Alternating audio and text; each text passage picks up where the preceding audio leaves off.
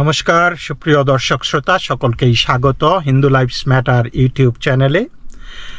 দর্শক, পোলা হইতে হইতে হবে এই ঢাকার Wills Little Flower School and কলেজের 10ম শ্রেণীর ছাত্র, আমাদের বাংলাদেশের হাইকোর্টের বিচারক আলী রেজার পুত্রের মতো।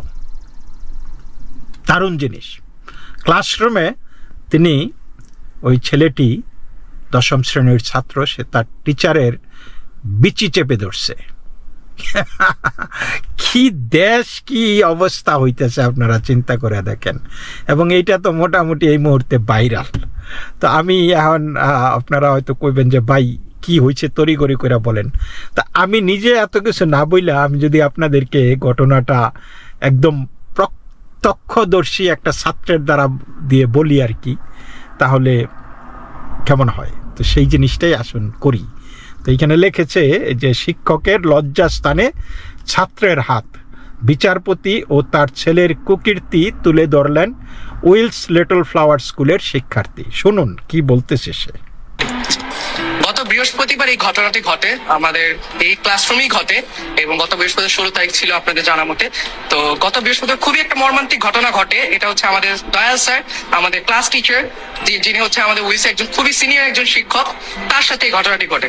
তো ঘটনাটি সূত্রপাত হয় হচ্ছে প্রথম পিরিয়ডেই দেখা যায় যে আমাদের একটা ছেলে, আমাদের বন্ধু, বন্ধু বললে এখন আসলে ভুল হবে, সহপাঠী ছিল।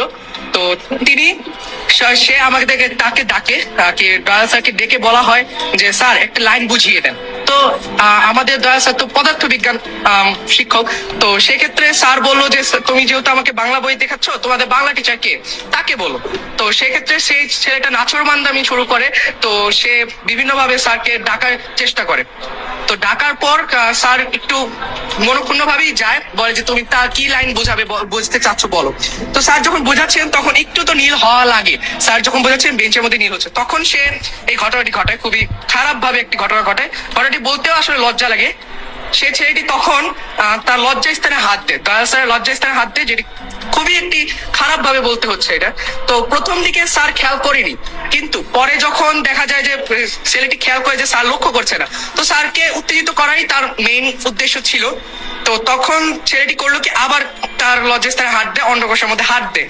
তো সেই বিষয়টি তখন দয়াল স্যার বুঝতে পারে এবং দয়াল স্যার এটি খুবই বিব্রত বোধ করে এবং তখন তাৎক্ষণিকভাবে উত্তেজিত হওয়াটাই স্বাভাবিক। এমনকি দয়াল স্যার উত্তেজিত হয়েছিল।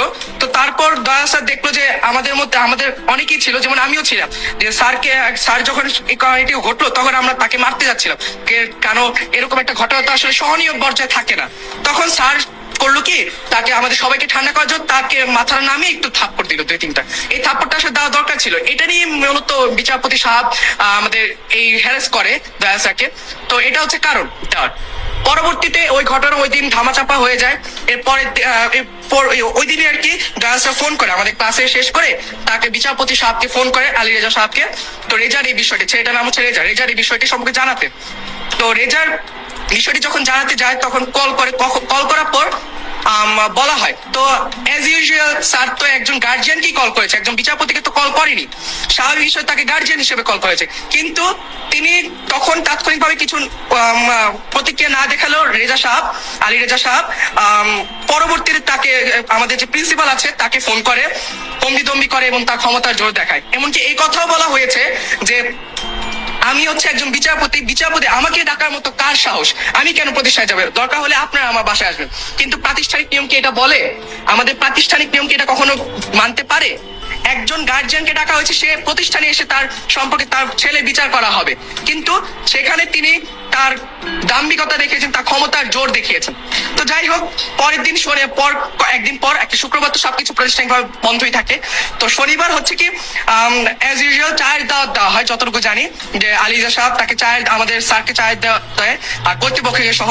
তো আমাদের প্রিন্সিপাল সাহেব যেতে পারেনি, কিন্তু আমাদের যে বাংলা মিডিয়ামের যে প্রধান তিনি যান, শিক্ষক নাসির উদ্দিন সাহেব তিনি যান, আর হচ্ছে আমাদের দয়াল স্যার যান। তো সেখানে যাওয়ার পর খুবই খারাপ আরেকটি ঘটনা ঘটে। সেখানে কিন্তু চাইলে কিন্তু সেখানে ঘটনাটি শেষ হয়ে যেতে পারতো, কিন্তু ঘটনাটি সেখানে শেষ হয়নি। আলী রেজা সাহেব একটি পর্যায়ে যে তাকে এরকম ভাবে মানসিকভাবে টর্চার করে, খুবই খারাপ ভাবে টর্চার করে। এবং একটি পর্যায়ে যে তার যে ওয়াইফ এবং আলী রেজা সাহেবের ওয়াইফ তাকে কি দয়া স্যারকে পায়ে ধরে ক্ষমা চাওয়ার বিষয়টিও বলে এবং কি তুই তুকারি করা শুরু করে। তো এই বিষয়টি ঘটে। এরপর আমাদের ক্লাসে আর দয়া স্যার আসেনি কয়েকদিন। গত বুধবার আমাদের স্যার ক্লাসে এসে আমাদের এর মধ্যে তো আমরা জানি যে ঘটনাগুলো ঘটছে, আমাদের কাছেও খবর আসছিল। তো এই নিয়ে আমাদের ছাত্ররা যা আছেন তারা সবাই ফুঁসে উঠতেছিলাম। তো এ নিয়ে আমরা সবাই রাগান্বিত ছিলাম।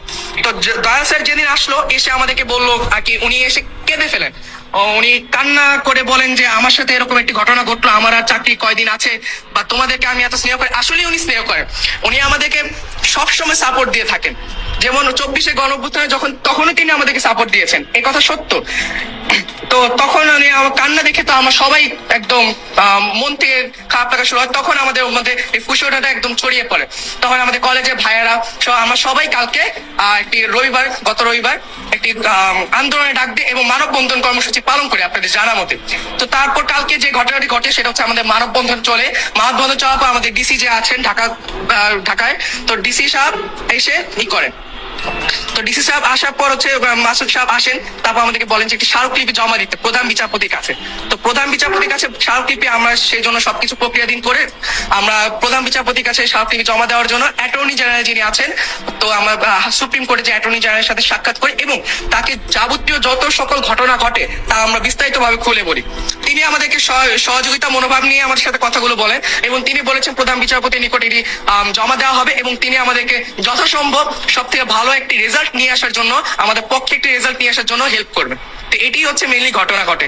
এখন আমাদের সবারই একটি কথা যে এরকম বাংলাদেশে কিন্তু একটা কালচার তৈরি হয়ে গেছে যে শিক্ষককে সম্মান দেওয়া যাবে না। গত 2011-12 দিকে আমার যতটুকু মনে আছে যে আইনটি তৈরি হয় যে শিক্ষক কখনো তাদেরকে শাসন করতে পারবে ছাত্রদের আর কি। তো এই বিষয়টির পর থেকেই কিন্তু এই কালচারটি তৈরি হয়েছে। যেমন এর আগেও আমরা দেখেছি এক্সাম হলের ক্ষেত্রে শিক্ষকের গায়ে হাত তোলা, এরকম বিষয়গুলো কিন্তু আসলে আরো ছড়িয়ে যাচ্ছে। তো এই বিষয়গুলো যদি আর না হয়, পরবর্তীতে আর যাতে না ঘটে, সেই জন্য আমরা মূলত এই পদক্ষেপগুলো নিচ্ছি। এই পদক্ষেপ নেওয়ার একটাই কারণ, যাতে এরকম যে মব কালচারের মতো আরো যে অনেক কিছু আছে সেগুলো যেন বন্ধ হয় এবং শিক্ষককে তার যথাযথ সম্মান দিতে হবে। কারণ শিক্ষকই একমাত্র দেশের জাতিকে শিক্ষার মাধ্যমে গড়ে তুলতে পারে। ধন্যবাদ। আজকে প্রিন্সিপালকে এখানে কি অর্থর লোভে এই কাজ করছে না ক্ষমতা লোভে এই কাজ করছে আমরা জানি না। তার 3 মাস এই চেয়ারে বসে থাকার কথা, আজকে 5 বছর হয়ে গেছে সে এই চেয়ার থেকে জানে। পুলিশের সাথে ডাইরেক্ট কথা বলছে। আমি বলছি কি দেখেন এই হচ্ছে ঘটনা, আপনার ছেলে হইলে আপনি কি করতেন? বলে বাবা এটা তো উচিত হয় নাই। সে পার্সোনালি বলতেছে উচিত হয় নাই, কিন্তু সে অফিসিয়ালি আসছে আমাদেরকে ঘেরাও করতে। তার মানে বুঝেন এর পেছনে অবশ্যই অসাধু কোনো হাত আছে। আমাদের প্রিন্সিপাল কিভাবে পাঠায়, যে আমাদের প্রিন্সিপালটা যে আমাদের শিক্ষককে আরেকজনের বাসায় পাঠাইলো। আমি যদি আজকে এই কাজটা করতাম, আমার বাসায় কি প্রিন্সিপাল পাঠাইতো? কারণ আমার বাবা চাকরি করে, ব্যবসা করে। আমার কি ক্ষমতা আছে? আমার বাবা কি বিচারপতি? পাঠাইতো না। আজকে প্রিন্সিপালকে এখানে কি অর্থর লোভে এই কাজ করছে না ক্ষমতা লোভে এই কাজ করছে আমরা জানি না। তার 3 মাস এই চেয়ারে বসে থাকার কথা, আজকে 5 বছর হয়ে গেছে সে এই চেয়ার থেকে জানে। আমরা তার দেখেন, আমরা তার নেম প্লেট বহুবার খুলছি। এই লোক 2021 সালে 18 নভেম্বর কথা দিয়েছিল আমি 3 মাসের জন্য ক্ষমতায় বসলাম, আমি তোমাদের আর্মি প্রিন্সিপাল এনে দিয়ে চলে যাবো, স্বেচ্ছায় পদত্যাগ করবো। 3 মাস আর শেষ হলো না, 5 বছর হয়ে গেল। কোনো ভারপ্রাপ্ত কি 5 বছর? আমার সঙ্গে শ্রেণীকক্ষে আমার এক স্টুডেন্ট নাইম রেজা নাম, তার সঙ্গে সে আমার সঙ্গে একটা মানে খুব খারাপ ঘটনা ঘটায়, যেটা স্পর্শকাতর বিষয়। যে জিনিসটা নিয়ে পরিবর্তিতে তার বাবা আমাকে তার বাসায় ডাকে এবং বাসায় নিয়ে আমাকে, তার বাবা হচ্ছে বিচারপতি আলী রেজা, হ্যাঁ, তা তিনি আমাকে এবং আমার সহকর্মী আমার সাথে ছিলেন নাসির স্যার, উনি প্রিন্সিপাল স্যারের অর্ডার অনুসারে আমাকে ও বাসায় নিয়ে যায় এবং সেখানে গিয়ে আমরা আসলে যে মানসিকতা নিয়ে ওখানে গিয়েছিলাম কিন্তু সেটা হয়নি, হয়েছে তার বিপরীত। আমরা গিয়ে চাইছিলাম যে সেখানে গেলে হয়তো ছাত্র শিক্ষকের যে দূরত্বটুকু এইটুকু বাবা মা হয়তো মিলাই দেবে, কিন্তু সেটা না হয়ে শিক্ষককে লাঞ্ছিত করছে এবং অপমানিত করছে। হয়েছে এবং লাস্টে ক্ষমা চাওয়ানো হয়েছে।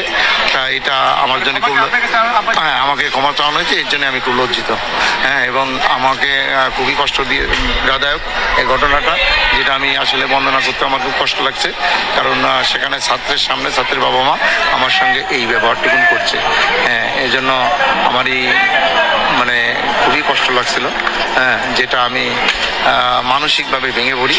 হ্যাঁ, তার জন্য আমার ছেলেরা এই জিনিসটা সহ্য করতে না পারে ওরা আজকে একটা প্রতিবাদ স্বরূপ হ্যাঁ তাদের একটা প্রতিবাদ জানাইছে এবং সেই প্রতিবাদ মোতাবেক এখন পরবর্তী আমার নাম মহিউদ্দিন তো আয়ান। যাই হোক দর্শক শুনলেন কি অবস্থা, ছাত্রের কথাও শুনলেন, শিক্ষক দয়ালচন্দ্র পালের কথাও শুনলেন সর্বশেষ। এবং আমি মনে করি যে ছাত্র যদি হইতে হয়, যেই ছেলেটা কথা বলে গেল, এদের মতো ছাত্র হওয়া উচিত, যে শিক্ষকের সাথে কি আচরণ করতে হয়। এবং সেইখানে এই ছেলেটা কিন্তু সেই বিচারপতির চাইতেও বড় বিচার বুদ্ধি রাখে। বিচারপতি তো শিক্ষককে চা বিস্কিটের দাওয়াত দিয়ে নিয়ে গিয়ে হেনস্থা করেছে এবং মাপ চাওয়াইছে তার স্ত্রী সহ।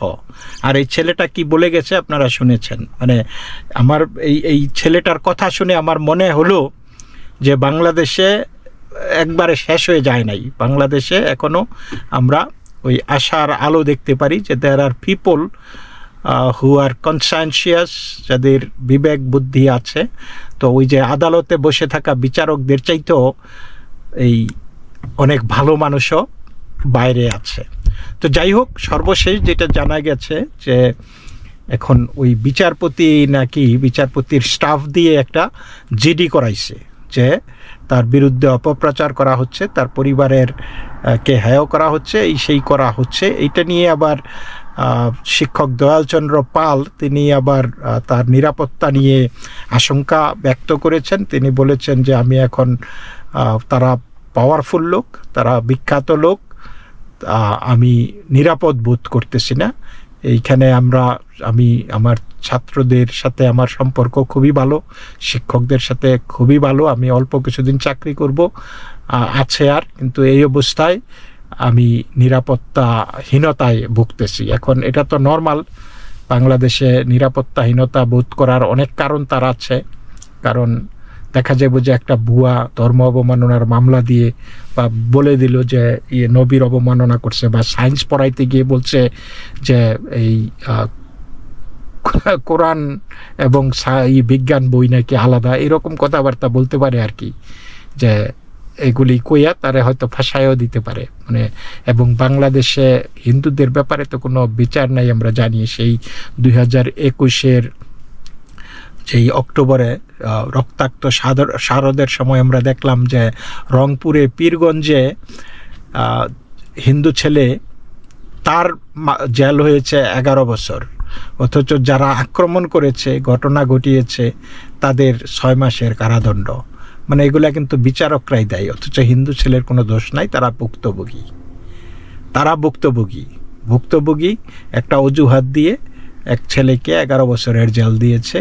আর যারা আক্রমণকারী, যারা মাইক দিয়ে আজান দিয়ে লোকজনকে ডেকে এনে হিন্দু পাড়ায় আক্রমণ করেছে, 50টা বাড়িঘর পুড়ে ফেলেছে 2টা গ্রামের সেই পীরগঞ্জে, সেই ভুক্তভোগীরা খালাস পেয়ে যায়। তো বাংলাদেশে এরকম ঘটতে পারে।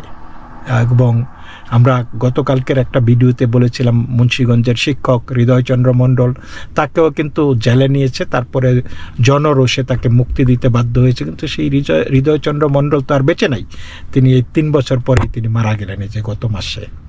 তো এই অবস্থা হইতে পারে। এই পর্যন্তই দর্শক, সকলেই ভালো থাকবেন, নমস্কার।